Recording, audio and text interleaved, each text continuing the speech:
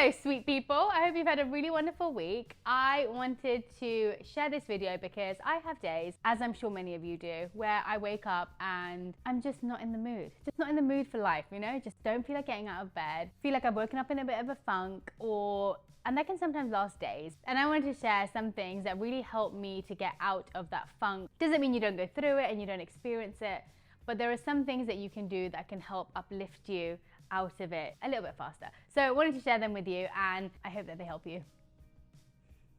You can finally pre-order my book Joyful using the link in the description. I am so excited to share it with you all. It has everything from delicious plant-based recipes to education on how spices can heal your body, meditation tips, basically everything you need to make your life a little bit more joyful. So please go ahead and pre-order now and I cannot wait for you to have it. I'm so grateful for another day. In my culture, therapy has been seen to be such a taboo, and it really makes me so happy now to see that it's becoming something so normal and part of health and well-being. You do not have to wait to start therapy when something traumatic has happened in your life. Just as we go to the gym to keep our body well and energized, the same goes for our mind. Therapy can be such a beautiful way to understand yourself better and process all the daily little things that happen that sometimes stick with you or affect you in ways you didn't even realize. Sometimes when you go to your friends or your family members, they could be giving advice from a biased point of view. But when you go to a professional, it can give you a better perspective on the situation. And that's why I'm sharing BetterHelp with you today. They are the sponsors of today's video. And BetterHelp's mission is to make therapy more affordable and more accessible. Finding a therapist can be really hard, especially when you're limited to the options in your own area. And so BetterHelp is actually a platform that makes finding therapists easier because it's online, it's remote, and it's so easy to sign up. You can fill out a few questions and BetterHelp can match you to a professional therapist within a few days.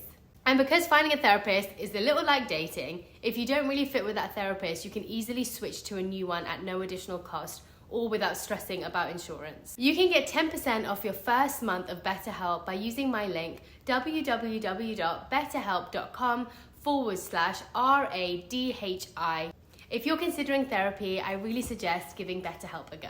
So let's start off with eating foods high in prana. Now prana is an Ayurvedic term. It means foods that are rich in vitality and vibrance and life. So when you think about what foods are that are rich in vitality, it's foods which are rich in vitamins and minerals, foods which are high in good fats, foods that really help to nourish each part of your body. The easiest way to think about it is things like fruits, vegetables, whole grains, healthy fats like avocados. The fresher the food, the better. And so naturally the foods which are going to be highest in those vitamins and minerals are foods which are picked freshest from the tree. Now you may not be able to get that where you are, trying to use whatever you can get as fresh as possible and using organic versions of them too without the chemicals or the pesticides or the herbicides or whatever else they put on them. So in Ayurveda, they categorize food in three modes: mode of goodness, mode of passion, and mode of ignorance. The foods that fit into each of these categories do exactly what the categories say. So the foods that are in the mode of goodness make your body feel good. The foods that are in the mode of passion,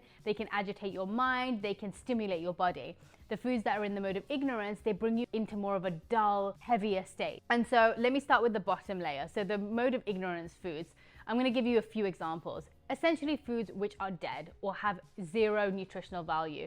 So according to Ayurveda, having meats or dead flesh, for example, that actually creates heaviness and stagnancy in your body. But also foods that are frozen or that you end up deep frying, they can also be in this state because it actually reduces or takes away the nutritional value of these foods. So that doesn't mean to say that you should stop these completely, but you should know the balance that you're having. Life is all about balance. So if you are having 80% of the foods that you are eating are within this category and you're feeling this way, it's better to try and reduce that maybe down to 20% and have foods in the other categories for the 80%. Now, the mode of passion foods, those are foods that are like stimulants. So your caffeine, foods which are really spicy or super sour or all those things that kind of like, what's the word for it? Like tangle your taste buds, is that what it's called? Where they really stimulate and satisfy your taste buds, but they all are quite extremes. And so extra salty, extra sour, extra sweet, extra bitter, whatever it is, the extremes that we end up wanting to experience, if we're having too many of them, just like with caffeine, you get this ultimate high and then you get a little bit of a low, and the same with sugar, we try to avoid those foods that do that. And then the mode of goodness are the foods which are the same as the foods which are high in prana. So foods which are rich in vitality, vitamins, minerals. And so when you think about when you're feeling a little bit low in energy or low in mood, the foods that we end up reaching for are comfort foods. And so I really encourage you to change your mindset around what comfort foods mean to you. Comfort foods may be in your mind right now, well, for me, it's fries, it's pizza, it's chocolate cake, it's ice cream. But once I end up eating those foods, I may enjoy them in the moment, but how do they make me feel after? So sometimes we have to act less on how we are feeling in the moment and how we want to feel later. If we are always acting on our impulses on how we are feeling in the moment, we may end up making the wrong choices. And so think about how you want to feel the next day and prepare for that today. What you end up feeling tomorrow will be determined about what you do today. For me, I've tried to start shifting my mindset that when I am waking up and I'm feeling groggy, even if I want to eat a whole stack of pancakes, I'm not saying you shouldn't eat the pancakes once in a while, but if I do feel like that and I also have a low mood, I will choose instead to have a smoothie filled with kale or berries, which are rich in antioxidants, or avocados, which are rich in healthy fats that are going to soothe my nervous system. You know, really start understanding the foods that you're eating and how they affect your body. Getting yourself outside is my second recommendation for you if you wake up feeling like you're in a low mood. Getting outside, getting yourself some vitamin D is so important. Vitamin D actually helps to stimulate our happy hormone, serotonin in our body. And so it's not just good for you because you get fresh air, it's good for you because it actually helps to produce and create the hormone in your body that makes you feel good. It helps to regulate your mood hormones. Get yourself outside. Think about, especially if you're someone who goes to an office job, think about how many hours you are spending indoors. Sometimes we end up being indoors for the whole amount of time that it is even light outside. And the next time you go outside, it's dark already. Think about the hours that you have in the day. And by the way, of course, you have to do your work. You have to be indoors. But in your lunch break, get outside, eat your lunch outside. Even if it is a bit cloudy, even if it is a little bit miserable outside, you're gonna feel way better stepping outside of those doors, outside of those walls, and getting that fresh air, taking some deep breaths, soaking in whatever sun there is that you find out there. But it's really important. We often disconnect from nature so much that we don't realize how much we can receive from it and how much it actually fuels us on a daily basis if we allow it to. Get your ass outside and get yourself some sunshine. The third thing is connection. Connection with yourself, connection with other people, and also connection with nature. Now let's start off with connection with yourself. There is something that happens when you pent up too much inside of your body, whether it's emotions, whether it's thoughts, whether it is words unsaid. When you keep it all inside of your body, it's almost like blowing into a balloon and then you keep adding air, adding air, adding air until it suddenly bursts. Now that's exactly what happens to our body. If we end up penting up emotions and we end up keeping them within us, it can really affect our mood levels. We end up feeling so heavy, not physically, but mentally too. If you wake up one day and you're in a bad mood and you don't actually rectify it, or you feel like you're heavy in emotion, it will keep building up day in, day out, day in, day out, and you won't even realize how heavy you're feeling by the end of it. So actually trying to again, recognize what's happening within your body and your mind from the first day and trying to prevent and correct then is going to be so beneficial than waiting till the end of the month or even a year sometimes where you just have ignored what's happening inside of you. Having that connection with yourself, and whether that means you sit there and you write out every emotion that's going on in your body, everything that you're feeling, whether you're angry at someone, whether you're feeling upset with someone, whether it was something that someone said that's heavy on your mind or your heart, or whether it's sitting there and just crying. For me, crying is a huge release in every single way, in every single emotion. And emotions, I love this definition, are energy in motion. Our body is not supposed to hold emotion, it's supposed to process it. And so your body and your mind and your heart are not there to hold onto negative emotions. They are there to experience them. And so you should be able to receive them, process them, and also let them go. Allow yourself to do that. And again, journaling, crying it out, and sitting with your thoughts in silence. Such a powerful thing, because often we busy ourselves throughout our day to try and avoid even having to deal with what's happening in our mind.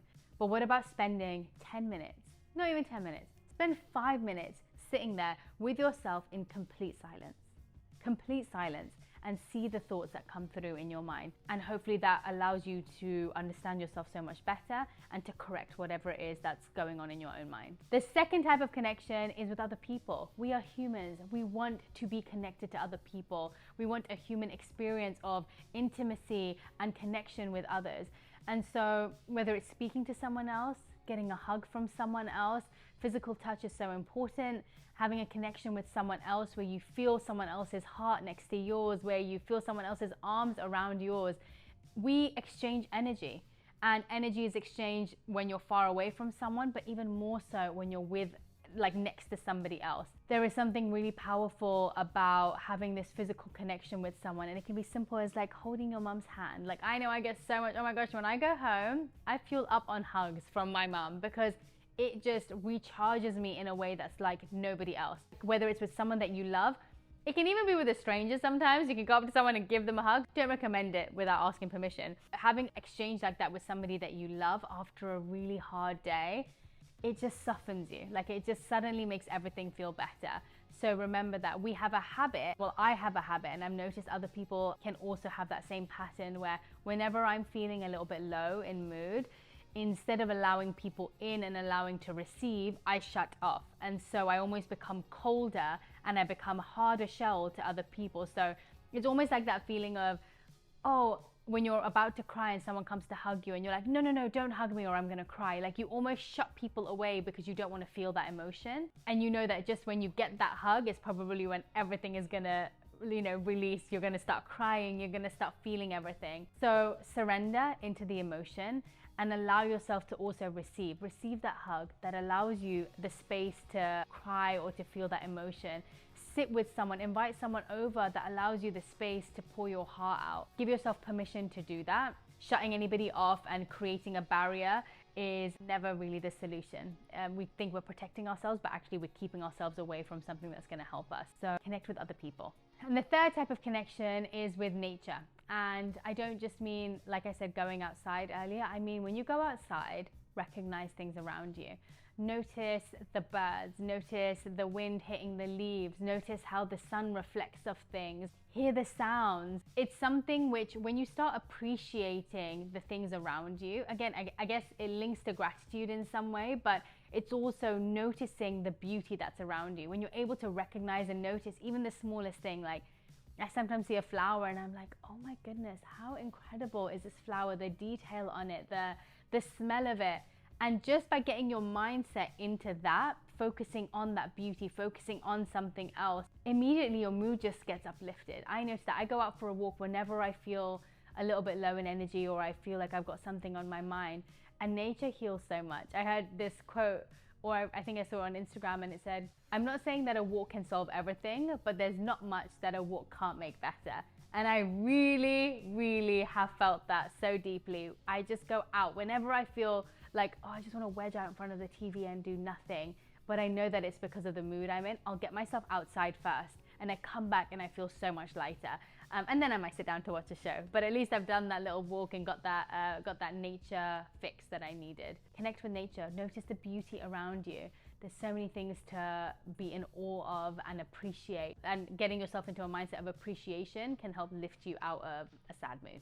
The next thing is one that I love talking about: movement. Move your body. We spend a scary amount of hours sitting on our butts. Unless you are someone who is in a job that has to move a lot, or you have kids and you're running around. Apart from that, we spend nearly 75% of our life probably sleeping or sitting, and the other 50%, and the other 25% we maybe are moving. That really needs to switch up a little bit. I've been noticing that so much. I've been trying to get 10,000 steps in every single day, and it made me realize, by the way, 10,000 steps takes a minimum of an hour and a half actually walking properly, not including the steps here and there, but 1.5 to 2 hours of walking.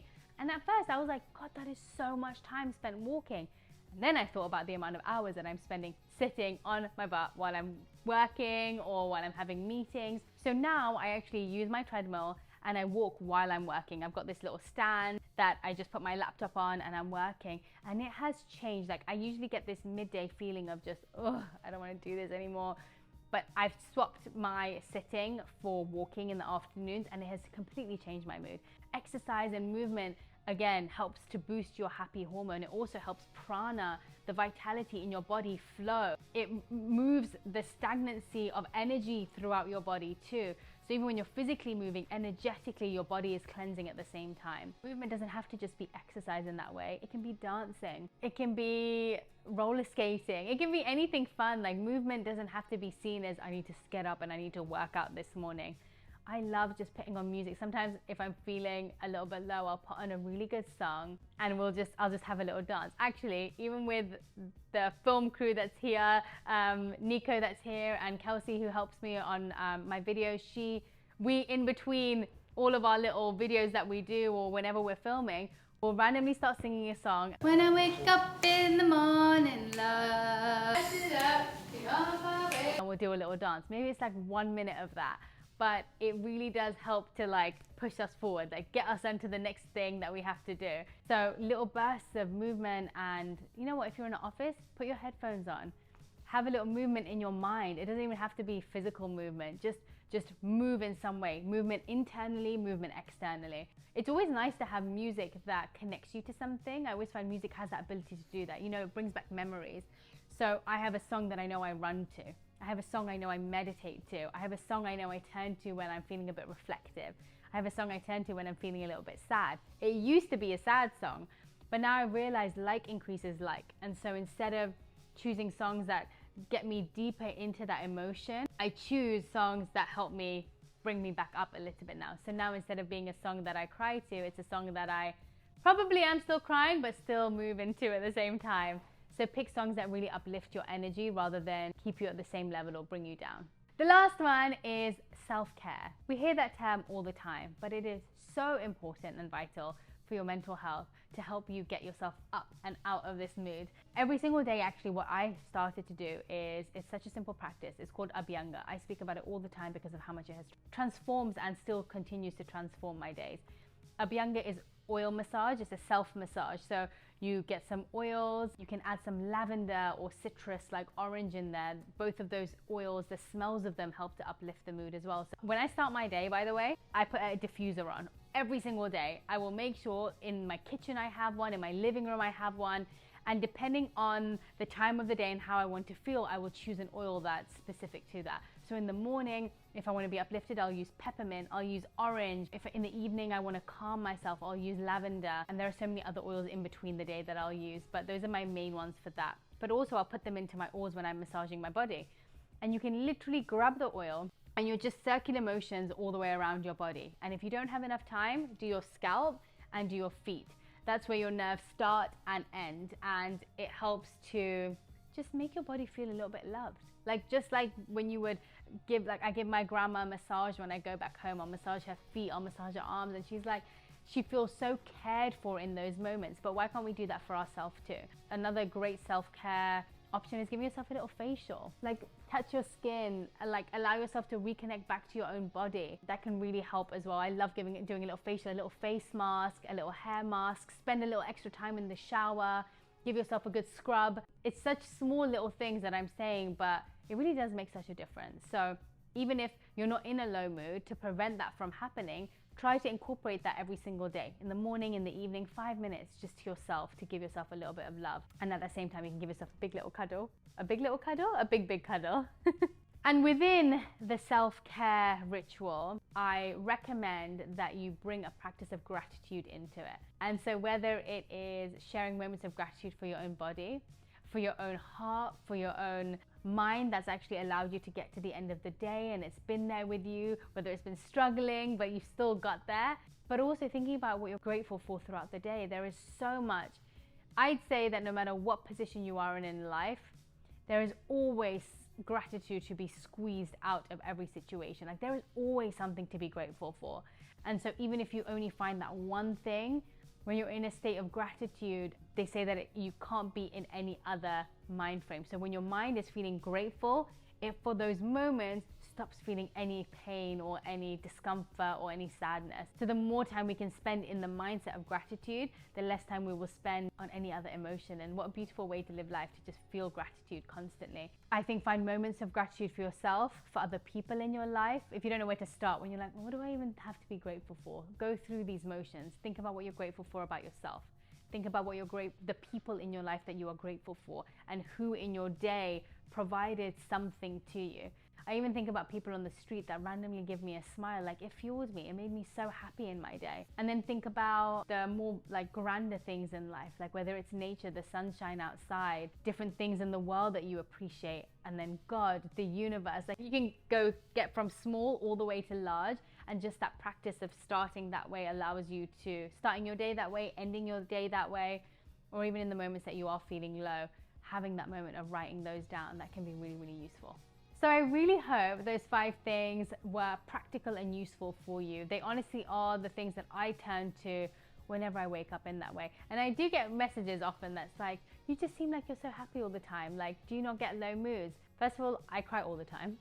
It is my release. But what I have noticed is I do get low moods, and I do wake up on those mornings and feel like all I want to do is lay in bed and not talk to anybody. I've figured out those coping mechanisms that actually allow me to feel, process, and let go.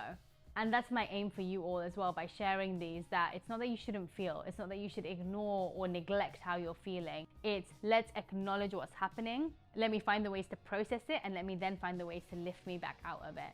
And it's very natural to go through ups and downs and moods, especially for women as well, because we go through such crazy hormone shifts as we go through our cycles too.